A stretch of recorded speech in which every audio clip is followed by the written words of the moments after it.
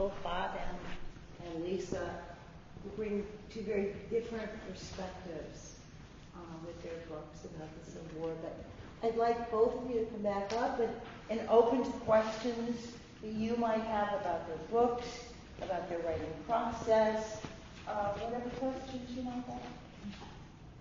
Look at Bob's chance to I'm okay. questions.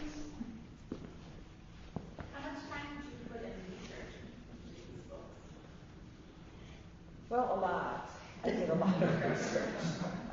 Like I said, because I really wanted to get it right, and I'm just fascinated by the history. But at some point, you have to put it aside and just let the story come through. And so you do a lot of research that never makes it in there. But then also, when you're writing historical fiction, sometimes you don't need to make anything up.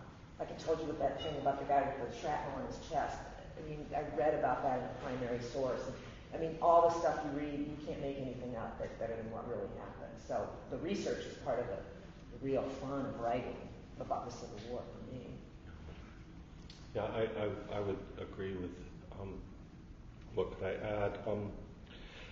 Well, research is a really good excuse not to be writing.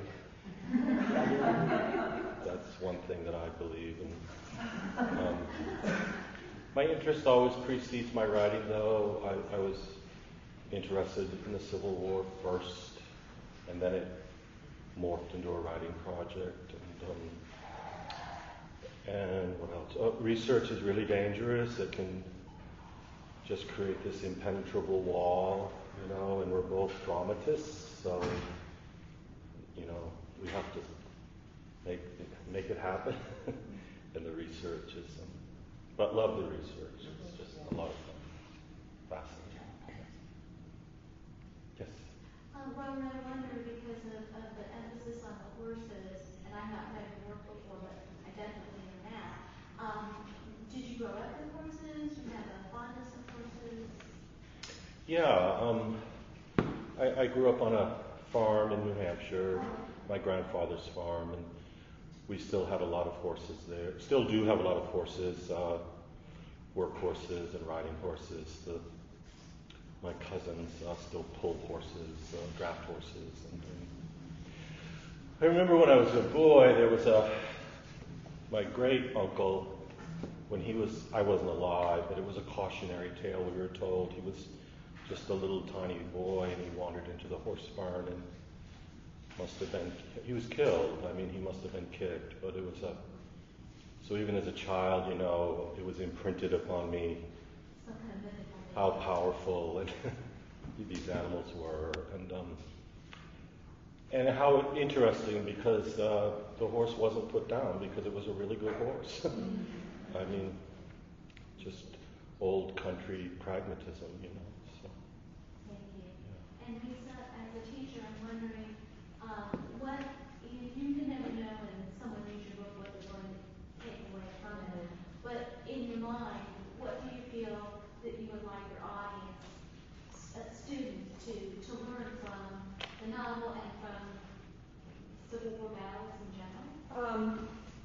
Yeah, I hate to say, I know I was a teacher, and I know teachers use my books, and I hate to say I want them to learn something from it, but yeah, and what I kind of go back to is I got the idea for this book when my son was in 8th grade and they were doing the Civil War, and they all had to read Killer Angels. And I was at that stage and I was reading the books that my kids read at school so I could, be up on what they were reading. And I read Killer Angels, and I thought, well, I felt sorry for the girls in the class who had to read that book, because it was about the battles and the generals, and it was, there wasn't a whole lot of human interest, and it seemed to be an amazing book, but really narrowly focused. And so I thought, I want to write a book about the Battle of Gettysburg that girls might want to read.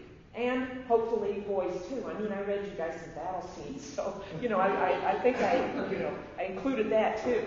So I guess I would like my readers just to be excited about the Civil War and to realize that it happened to everybody, not just the soldiers and the generals. Everybody was affected by it. Their lives were utterly changed. So that's it in a nutshell. Thank you. I'd like to just ask, how long did it take each of you to write your individual books? There was about 10 years between Cold Black Horse and my latest up to that point book. We're sort of working on a sort of large multi-generational novel that was just an utter failure. And, but I was able to sort of take a chisel and hammer and whack off Cold Black Horse. Are we going to have other parts of that great? Well, the second one came out, what year is it? 2009, I guess. And the third one's with my editor right now. So instead of one book, 3 generations, it's 3 books, 3 generations. Yeah. So in a sense, Cold Black Horse is a failed book. So what comes out of it? Never. It's hard to say because the idea is there before the research and the writing even begin.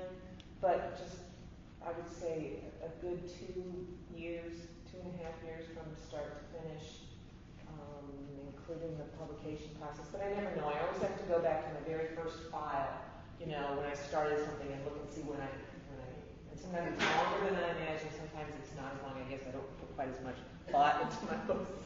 No, believe me, I need to put more thought into it.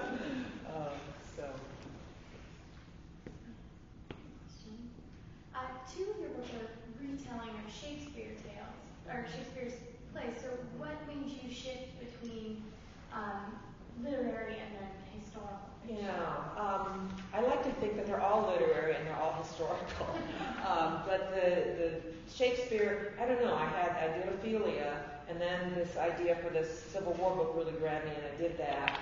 And my publisher published it because they knew I was thinking about a Macbeth book, and they really wanted that one. So the kind of going back and forth has been sort of for a little bit of relief. And then the one that's just coming out in a couple weeks, Kate of the Lost Colony, starts out in Elizabethan England and, of course, moves to the Roanoke colony. So it's a little bit of, that Renaissance England background, but then the New World. So, and then my next book is going to be a Shakespeare-themed book again. So I am kind of going back and forth. But I think that I'm going to break out and do something different. But after a while, I just, I can't think of anything new. I have to go do something really different. So we'll see. So what is the work of Shakespeare are you facing your next novel on? Not a particular one. This time I'm going away from Hamlet or Macbeth and just doing sort of a comic. My family says I don't have sense of humor, so I'm going to try to prove them wrong. So I'm doing sort of a wacky Shakespeare, people in disguise and sort of love triangles and people getting robbed, just the kind of stuff of Shakespeare's comic plays. As Shakespeare as a young man going to London before in the lost years and having an adventure, and some of that stuff then makes it into his comedies later. So if you know his comedies, you'll see him at a tavern putting on a play of Pyramus and Thisbe that's very funny. So it's kind of a gathering of many different Shakespeare.